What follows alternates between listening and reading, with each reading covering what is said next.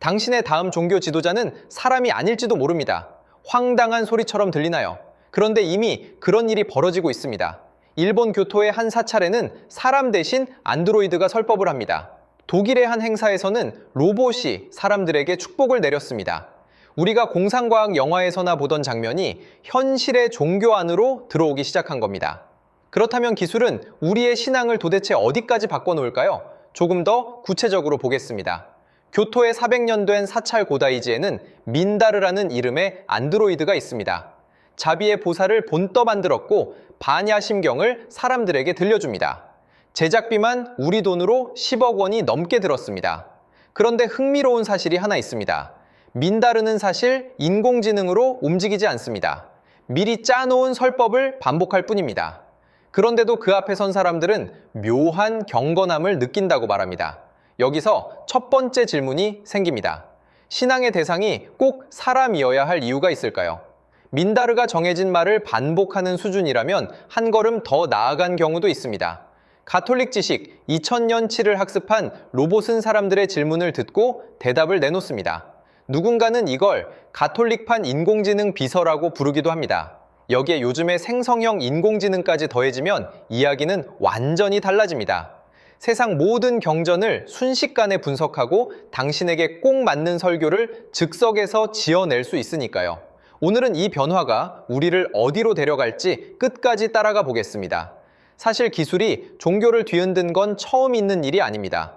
500여 년 전 인쇄술이 등장했을 때를 떠올려 보세요.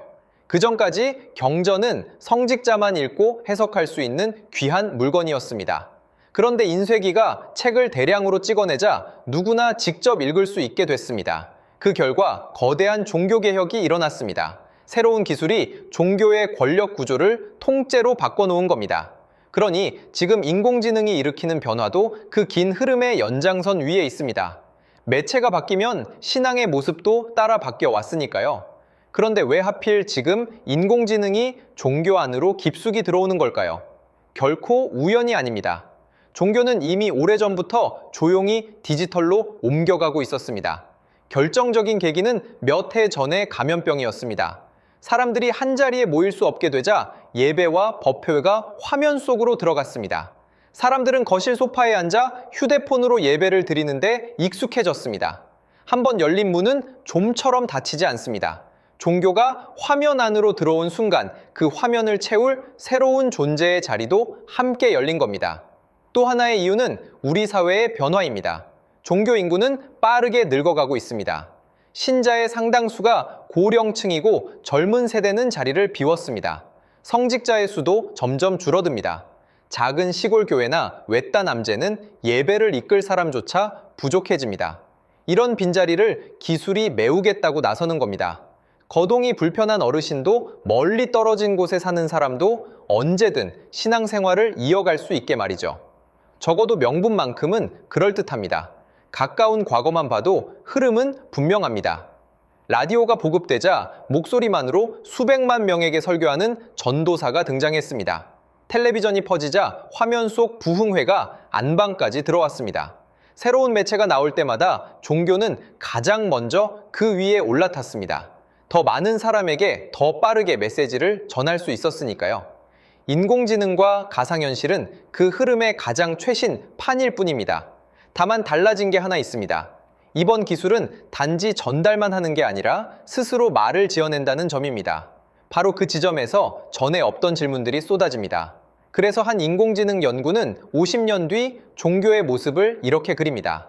사람들은 가상현실 안경을 쓰고 가상의 성당이나 사원에 들어갑니다. 물리적인 거리는 더 이상 문제가 되지 않습니다. 지구 반대편 사람과도 같은 예배 공간에 나란히 설 수 있습니다. 그곳에서 인공지능은 당신의 고민과 성격과 삶을 분석해 오직 당신만을 위한 설교를 들려줍니다.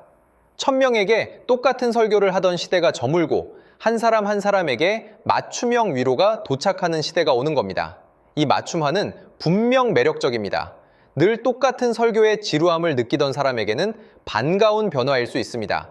내 상황을 정확히 짚어주는 말은 더 깊이 와닿으니까요. 종교 간의 다툼이 줄어들 거란 기대도 있습니다.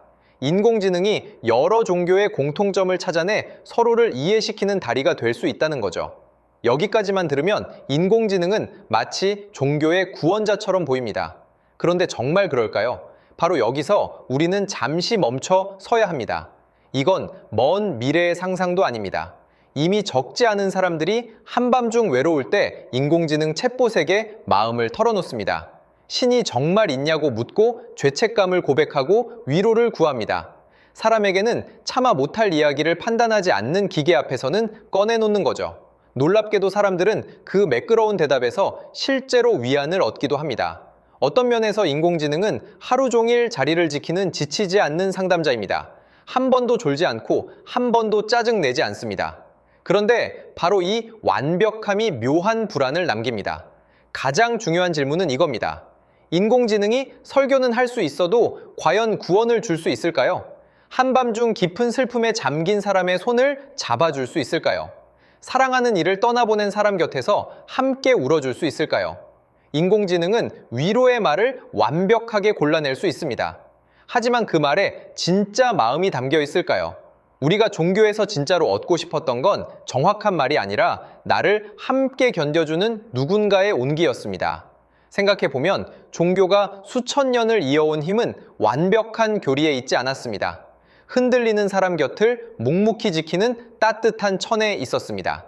한 종교 사상가가 남긴 말이 있습니다. 사람은 혼자 있을 때 유혹과 절망에 가장 약하다고. 그래서 옛 성인들은 늘 곁에 동행을 두라고 가르쳤습니다. 함께 있는 사람이 곧 신앙의 절반이었던 셈입니다. 그 자리를 기계가 대신할 수 있을지는 아직 누구도 자신 있게 답하지 못합니다. 여기에 더 어두운 그림자도 있습니다. 기술이 신앙과 만나면 악용의 위험도 함께 커집니다. 한번 상상해 보세요. 누군가 죽은 교주의 모습과 목소리를 인공지능으로 되살려 신도들에게 명령을 내린다면 어떨까요? 검증되지 않은 가르침이 진짜처럼 포장돼 퍼진다면요. 가짜가 진짜보다 더 진짜 같아 보이는 시대입니다. 제도 종교가 신뢰를 잃은 틈을 사이비가 파고들었듯이 이번에는 그 사이비가 기술의 날개까지 다는 셈입니다. 기술은 늘 양날의 칼입니다. 더 깊은 그림자는 데이터에 있습니다. 인공지능이 당신만을 위한 설교를 한다는 건 그만큼 당신을 속속들이 안다는 뜻입니다. 당신이 언제 약해지는지, 무엇을 두려워하는지, 어떤 말에 흔들리는지를 데이터로 파악합니다. 좋은 의도로 쓰이면 위로가 되지만 나쁜 의도로 쓰이면 무서운 무기가 됩니다. 가장 외롭고 가장 취약한 순간을 골라 특정 믿음이나 헌금을 권한다면 어떨까요? 사람의 마음을 가장 정교하게 파고드는 종교 장사가 가능해지는 겁니다. 기술이 정밀해질수록 악용의 칼날도 함께 날카로워집니다. 그렇다고 기술을 무조건 배척하자는 이야기는 아닙니다. 완벽한 답은 어디에도 없습니다. 인공지능은 외롭고 소외된 사람에게 분명 손을 내밀 수 있습니다. 멀리 있는 신자를 이어주고 잊혀가던 경전을 누구나 쉽게 만나게 해줄 수도 있습니다. 문제는 기술 그 자체가 아니라 그것을 쓰는 사람의 마음입니다. 같은 칼이 요리를 만들 수도 있고 사람을 해칠 수도 있는 것처럼 말이죠. 그러니 우리가 던져야 할 질문은 기술을 쓸 것이냐 말 것이냐가 아닙니다. 무엇을 끝까지 사람의 몫으로 남길 것이냐입니다. 그렇다면 인간 성직자는 곧 사라질까요? 저는 그렇게 보지 않습니다. 오히려 역할이 더 분명해질 겁니다. 정보를 정리하고 경전을 찾아주는 일은 인공지능이 맡으면 됩니다. 그 대신 사람은 사람만이 할 수 있는 일에 집중하는 거죠. 임종을 앞둔 이의 손을 잡아주고 길 잃은 사람과 함께 울어주는 일 말입니다. 어쩌면 미래의 가장 좋은 모델은 기술과 사람이 각자의 자리를 지키는 공존일지 모릅니다. 효율은 기계에게 맡기고 옮기는 사람이 지키는 겁니다. 기술이 똑똑해질수록 사람의 따뜻함은 오히려 더 귀한 것이 될지도 모릅니다. 이제 처음의 질문으로 돌아가 보겠습니다. 당신의 다음 종교 지도자는 사람이 아닐 수도 있습니다. 그건 이미 시작된 미래입니다. 인공지능은 더 똑똑한 설교를 그리고 더 편리한 예배를 가져다 줄 겁니다. 하지만 그것이 신앙의 전부는 아닙니다. 아무리 기술이 발전해도 끝내 대신할 수 없는 영역이 남습니다. 슬픔을 함께 견디는 일, 말없이 곁을 지키는 일. 그건 효율로 계산되지 않는 오직 사람만의 몫입니다. 그래서 미래는 둘 중 하나일 겁니다. 기술이 신앙을 더 가깝고 따뜻하게 만들거나 아니면 더 외롭고 공허하게 만들거나 어느 쪽이 될지는 기술이 정하지 않습니다. 우리가 정합니다. 편리함에 취해 사람의 온기마저 기계에 넘겨버린다면 우리는 더 똑똑한 설교를 들으면서 더 외로워질 겁니다. 반대로 기술은 도구로만 쓰고 위로는 끝까지 사람끼리 나눈다면 신앙은 오히려 더 넓어질 수 있습니다. 그래서 오늘 당신에게 한 가지를 묻고 싶습니다. 당신이라면 인공지능이 들려주는 설교를 듣겠습니까? 그 매끄러운 위로를 진짜 위로로 받아들일 수 있겠습니까? 정답은 없습니다. 하지만 이 질문에 답해보는 것만으로도 당신은 신앙에서 진짜로 무엇을 원하는지 알게 됩니다.